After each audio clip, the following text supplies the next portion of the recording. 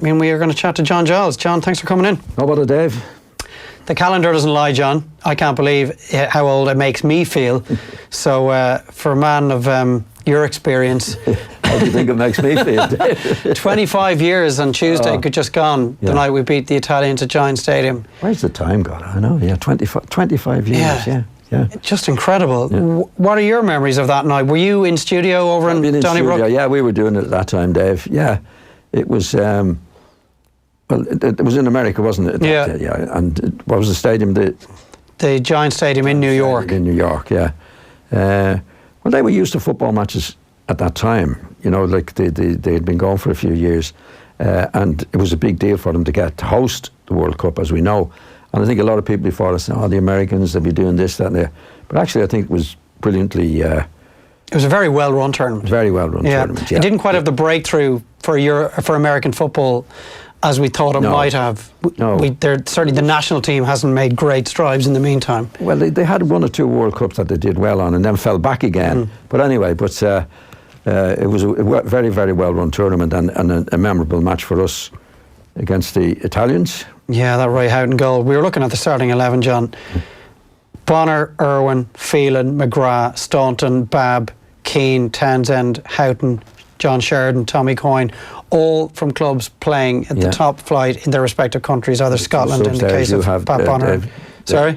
Two subs, Jason McIntyre and John Aldridge. Yeah. Kevin Moore missed the tournament with injury. Yeah. Niall Quinn was injured. Now, they were both over there. I think Moore had got himself fit towards the end of the group stages. But the depth we had at the time was incredible. Yeah, it was incredible, the players. Gary Kelly not in that starting 11. He was part of that squad. And there'll be a few more as well that we can't actually think of at the moment.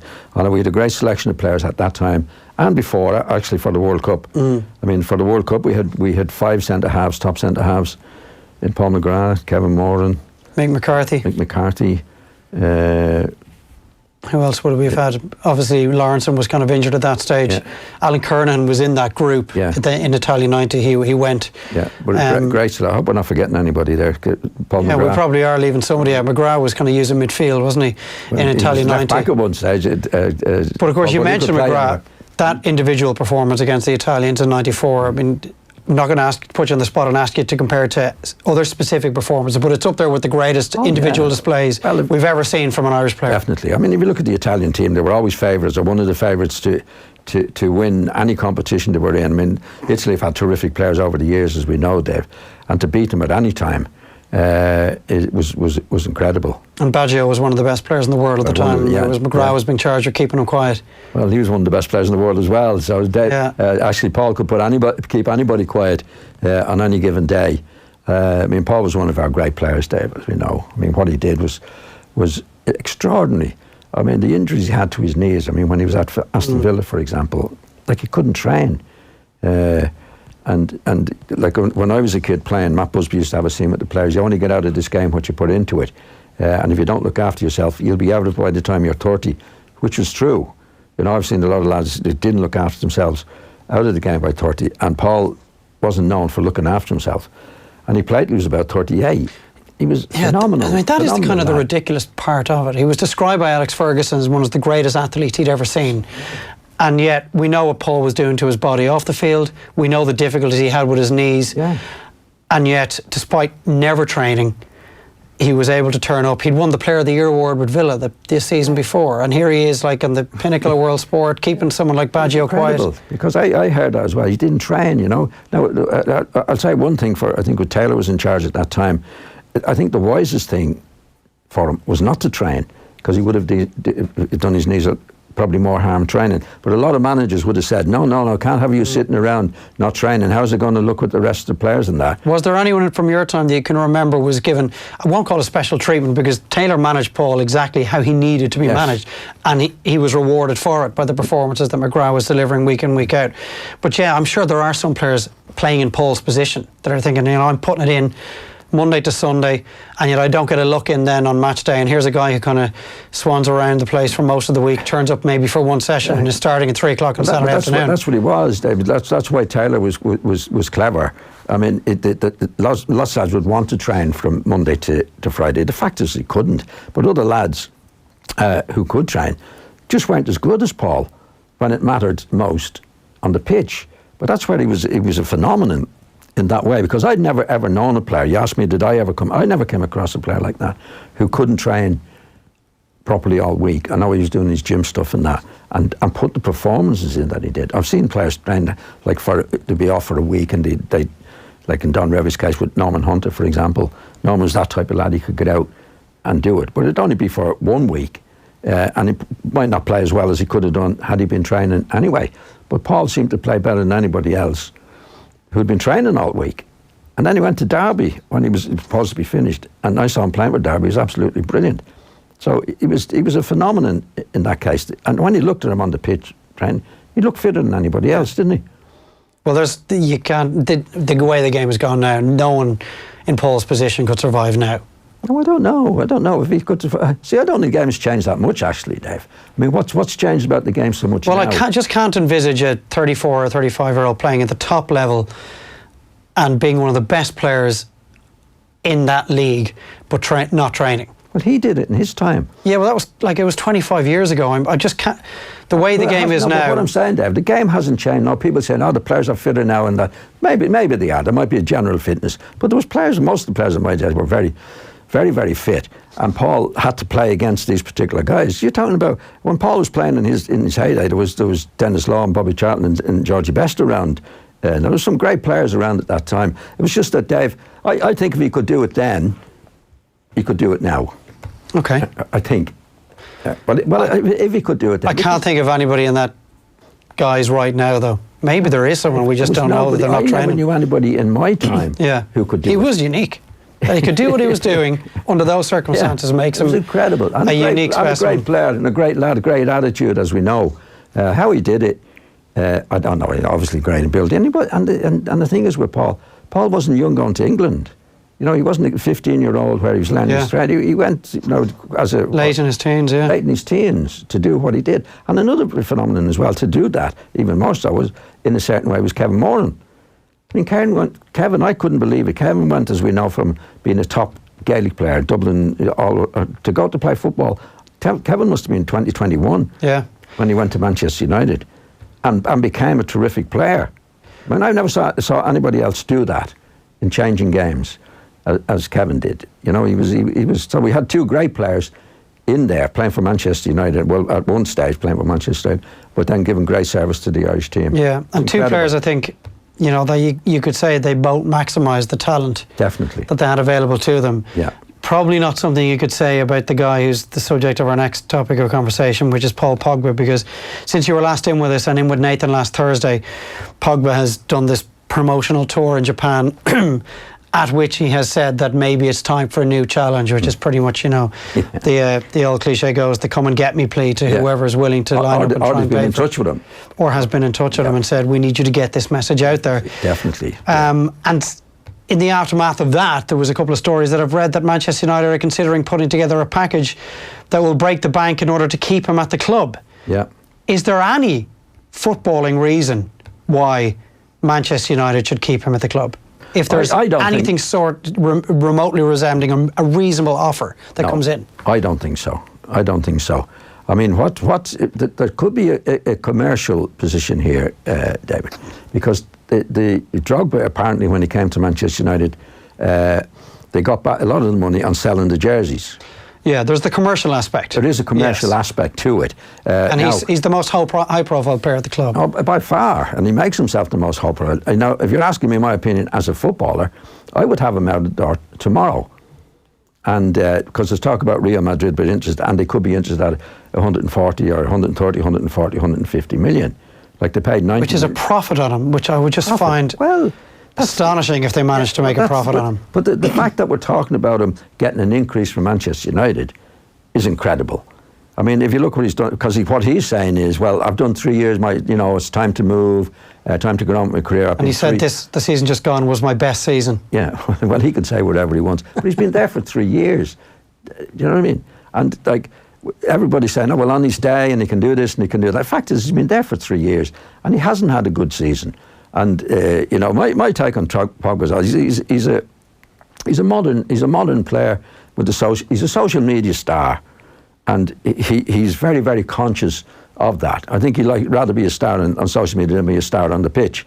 He's a very talented guy, but has he done for Manchester United? No way has he done it for Manchester United. And I don't think he's capable of doing it in a way that they would expect him to do it.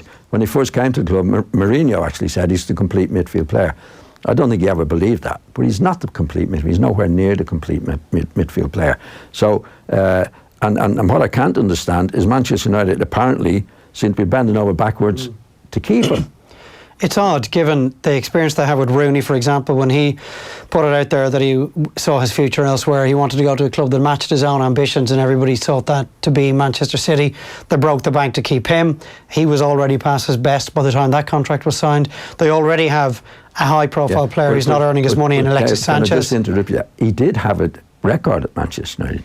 I mean, prior to that, he had been a terrific player at Manchester United, and nobody at that stage knew he was going to go downhill, certainly as quickly as he did. But he had 10 years. He was record goal scorer, and he did do his stuff for Manchester United over a long period of time. So he did have a record. I mean, Pogba hasn't done anything at Manchester United, and they're starting about giving him a bonus and giving him this, a big record. I think he's a lot of the problems that they've had at Manchester United have been through Pogba, and I think if they keep him, there'll be more problems, because this fella has to be the man. He has to do whatever he wants. He's got to be the centre of attention. He's got to be doing all the things, which is okay if you're really doing your stuff. But he hasn't done his stuff. And, people can, Pogba, on his day, if he's in the mood, once you hear that, they're not great players. And he certainly in this season hasn't done his stuff for Manchester United. So why they're bending over backwards to keep him? But I think what's happened there, Dave, is there's a lack of leadership in the club. Who is in charge? Does Solskjaer want to keep him? Does Woodward, is it Woodward? Yeah, Ed Woodward. Woodward, does he want to keep him? There doesn't seem to be anybody there that's making decisions on what's been needed at this particular time for next season. Because we heard about this rebuilding job that needed to be done. They've only made one signing, a 21-year-old championship player. That's obviously more with an eye on the future, where so many of Europe's other top clubs are getting their business done. You have to do it now. I mean, if you go back to Ferguson and all the great managers, they got their business done early on. Immediately after the end of the season, they want to get their business done, get it finished, get it done, get it on now. Manchester United haven't done that. And then you have to go look and say, well, is Solskjaer making the decisions on him, or is he not making the decisions? Is Woodward making the decisions, or is he not making the decisions? Are they bringing a technical director, or are they not? Is it Ferdinand? Well, not? Ferdinand they were talking about last week. I saw Ferdinand in the paper, and the idea was that Ferdinand would have to give up all these other jobs and these outside interests, which is fair enough. Is Ferdinand going to do that? And should you be asking Ferdinand to be doing you a little bit of a favour to come along? And again, you have to look at what experience does Ferdinand have in that particular role? He's had none. He hasn't even been in management. I mean, he keeps on about black players and various things about not getting a go in management. Well, I think, to be honest, Ferdinand would be a great example to go into management and show what can be done. But he hasn't done that. He stayed on his television, which is fair enough for him. But from doing the television job to be asked, or maybe be asked, to put into a position, which is a hugely important position, as director of football for Manchester United, is incredible. Yeah. And there's no guarantee, from what we read in the papers, that he's going to take that job. So there's 3 weeks from the players coming back, and if they're going to get a director of football, why haven't they got him by now? Is Solskjaer the man making the decisions, or is Woodward making the man making the decisions? We don't know at Manchester United, but what we do know, there's more talk about players going out and coming in. There's talk about Lukaku going out. The one or two have already gone. There's talking about Pogba. If Pogba wants to go to Real Madrid, he'll go to Real Madrid. He'll make sure that he goes. That's the way he is. So rather than wait for him, I'd say out you go. And they should have players in mind already. Yeah, spend the money on. Who they want. And that doesn't seem to be the case. Okay. John, we're going to take a quick break. We've got plenty of tweets and texts to put to you as well. The other side of those. We're back in a moment. Football on Off the Ball. And it all comes down to this. The winning parts of the Dubai Duty Free Irish Open. Come experience all the excitement of this year's Dubai Duty-Free Irish Open at the spectacular La Hinch Golf Course from the 3rd to the 7th of July. Watch the drama unfold as Larry, Fleetwood and Harrington take to this dramatic and challenging links course. Experience more with a fantastic festival of golf, live music and delicious food and drink. DubaiDutyFreeIrishOpen.com. Speaker, why do worms have legs? Why are oranges orange? How much does a helicopter cost? Can I play outside? Remember when your kids spoke to you, not the internet? Well, with Vodafone Gigabit Smart Wi-Fi, you can turn off the Wi-Fi for specific devices, like your home assistant. Mom, can Tom come to play? Mom, I got a pencil stuck. If you really want to, that is. Vodafone Gigabit Broadband Superfast Fibre direct to the home. Vodafone, the future is exciting. Ready? Subject to availability in selected areas. T's and C's apply. See Vodafone.ie. We'll chase every lead, shake down every witness. Wait, what? Cross-reference every offer and triangulate every promotion until we find it. Find what? The way, Peter. The way to save on car insurance. But I already went on to 123.ie. Save 10%, no questions asked. Oh, I better cancel those sniffer dogs. Simple is smarter. Get 10% off new car insurance when you buy online at 123.ie. Acceptance criteria, T's and C's apply. 123 Money Limited trading as 123.ie is regulated by the Central Bank of Ireland. RSA Insurance Ireland Act provides 123.ie car insurance. Time is running out on your chance to save big at the Harvey Norman Big Sale. Our big savings on technology must end soon. Make those special moments last a lifetime with our incredible half-price print offer. Save €150 on the slim and sleek HP notebook with Intel Core i3 processor, now only €449. Limited stock. These deals won't last long, so don't miss out today. The Harvey Norman Big Sale, in store and online. Must end soon. Go, Harvey, go! Little Johnny goes free, the twins go free, and the best mate from school who eats crayons, he goes free too. Because right now, when you bring the car to Britain with Irish Ferries, a whole car full of kids travel for free. So pack in all the luggage and kids you like and enjoy a perfect family break in Britain. The kids go free with Irish Ferries. But only if you book now at irishferries.com. Terms and conditions apply. Sarah stretches, feeling refreshed. She never normally wakes naturally for work. She's a little suspicious. It's 10:30, Sarah. What? You forgot to set your alarm again? People forget stuff. That's why the free M50 video account from eFlow pays your M50 toll automatically. She have enough to be forgetting. Sign up for the M50 video account at eflow.ie and save 50 cents on each journey. Perfect for occasional M50 users. Football on Off the Ball. Yeah, John Giles in studio with us. Keep your text on 53106 coming into us. You can get us on Twitter and Facebook as well, and of course on our YouTube account as well. Jaron Nace has been in touch. We were talking about Paul McGrath and the almost unique situation that he was in, where he didn't train during the week and yet still delivered 8-9 out of 10 performances on a Saturday afternoon for Aston Villa. Ledley King, says Jaron Nace, didn't train too much throughout his whole time at Spurs. He had very similar issues to Paul with his knees, didn't he? Yeah, well, he had injuries anyway. Yeah. Well, King was another great lad. I don't think he was quite as good as Paul, or maybe he didn't even last as long, but he was a terrific lad who gave everything he had. He was a terrific player, there's no doubt about it. So it can happen, but it's most unusual, Dave. And first of all, the lads have to be brave enough to go out there and do it. But King was a very, very good player, there's no doubt. Eric says, are United not better off targeting developing players? The Galactico approach not working. This will be a slow rebuild. Nobody expects them to win the league next season, says Eric. Yeah, there's nobody that thinks they'll even be remotely in contention for the Premier League title next season.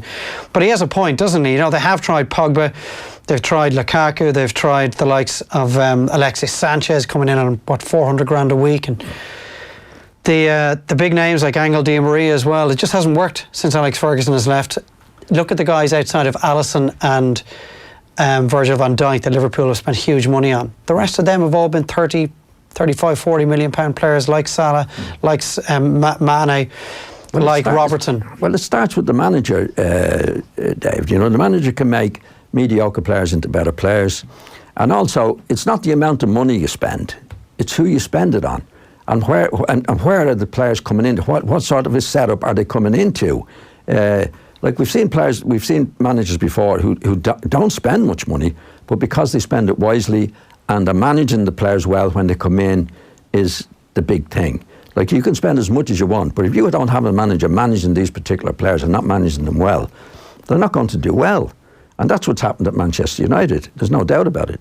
I mean, the managers they have in, for one reason or another, haven't done well, including Mourinho, who I would have thought at the time, well, if anybody's going to do it, he's going to do it. He was the right man for the job at the time, yeah. You know, with his record and his CV, and he hasn't done it. So it's not a question of how much you spend, it's how you spend it is the big one, and how you manage them when you do spend it. I think the big thing with Mourinho coming in, if you go back to Pogba, I think there was something going on there between him and the CEO, because at the time I remember Mourinho saying he's the complete midfield player. Now, I don't think Mourinho ever believed that, to be quite honest, Dave. I think it was a big signing that had to be made for the club at that particular time, because he was never ever going to be the complete midfield player. Yeah. So that would be one thing. But you look at all the clubs over the years. Liverpool, when they fell from grace for a long period of time, they had different managers in. They were buying players. But again, it's what they're coming into, the players. And if the thing is run properly and the manager's doing well, you make mediocre players into better players, and you certainly don't make mistakes in the transfer market. Yeah, there are a couple of texts in on Liverpool. Mike saying, can Liverpool improve anywhere? Seems like they're playing exactly as Klopp wants them to. Would a new signing disrupt the rhythm? I mean, where are the weaknesses in the Liverpool team? A playmaking, attacking midfield player / number 10, like a Coutinho, which they sold, for example, or are they running as they should be? I just need more depth in the squad. I think they could definitely do with a strong, creative influence in the middle of the field. But there's not many of them. Like a Xabi Alonso? Modric would be. I know he's getting on a bit now, but Modric that type of player. As that type of player who is a general midfield player can really. I don't think Liverpool have anybody to do that. They've got good players doing what they're doing. Henderson is good at what he does. Wijnaldum is good at what he does. Milner is very good at what he does, but they don't have that creative force in the middle of the field to link it all together on certain occasions. I mean, most of the time it's very good. Obviously, it's very good what they did, but I think there's times where they could do with that. Any time could do with a force like that in the middle of the field, and they don't have it. But there again, there's not many of them. No, not many of them around. There aren't many. They're a prize lot, those type of midfield players. Kevin has said, I watched the Italy-Ireland game in a forest in Lochdan in Wicklow. TV ran off a generator. I was 9. It's genuinely one of my standout childhood memories. Yeah, it was a pretty incredible night. It ultimately didn't go as people would have expected it to go. People were talking about World Cup semi-finals in the run into that tournament. I think we beat the Dutch and the Germans in our pre-tournament friendlies in 94. Yeah. And both of them away from home as well. We won in Hanover, I think, and we won in Tilburg as well against the Netherlands. Look, being asked to play at midday in the Orlando heat against Mexico was never going to end well. No, I don't know how that happened there, because as we know, like our lads are not used to playing in that. And certain lads can take it better than others. I think you mentioned Staunton early on, who was a fair-headed, ginger-haired lad. Like, you can't take that. Most of those lads they can't take that at all. Sure, it was all down to TV timings, wasn't it? It was certainly not with the welfare of the players in mind. Mexico, that's what it is, because they're fairly much more used to it than our lads. John, thanks a million as always. We'll chat to you next week. Thanks Dave. Very much for that. Thanks, Dave. Pretty much our lot, but before we go, just want to bring you some information on a big event that's coming up for Off the Ball. It's in partnership with My Taxi. We're hosting a really special event on the 4th of July in the Alex Hotel, and you can be there as well. The panel will discuss leadership in business, resilience, and the importance of branding. Guests on the night will include former Ireland international Jamie Heaslip, former World Boxing Champion Andy Lee. This is an exclusive off-air event. It's the only way you can see it is by actually being there. So tickets are free, but you must register and show proof on the day, either by printing tickets or having them downloaded onto your smartphone. This event is for over 18s only. Check out offtheball.com/events to get your ticket to the event. In with My Taxi Business, always driving business forward. Coming up next, we have our preview of the Ulster Senior Football Final this Sunday. Join that conversation. Text us on 53106. Texts cost 30 cents. Harry, Barry and Gary's business has grown since they've had eReceptionist.